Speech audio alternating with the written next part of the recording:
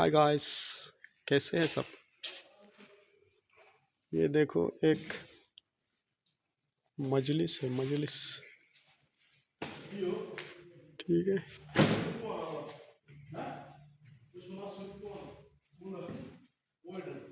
मजलिस है।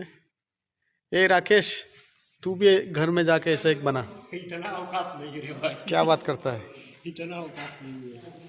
एक इंस्टाग्राम पे वीडियो डाल दे रहा हूँ। ये देखिए एसी लगाया हुआ है, बड़ा कितना मुमकिन 4 टन है कि कितना है मालूम नहीं। हाँ, ये देखो इलेक्ट्रिशियन कारीगर लोग, ये चला वीडियो बना रहा है। ये लो, ए सब जलाओ, सब लाइट जलाओ। क्या कर रहा है तुम लोग। ये इलेक्ट्रिकल का इंजीनियर है भाई, बहुत बड़ा इंजीनियर है। ठीक है।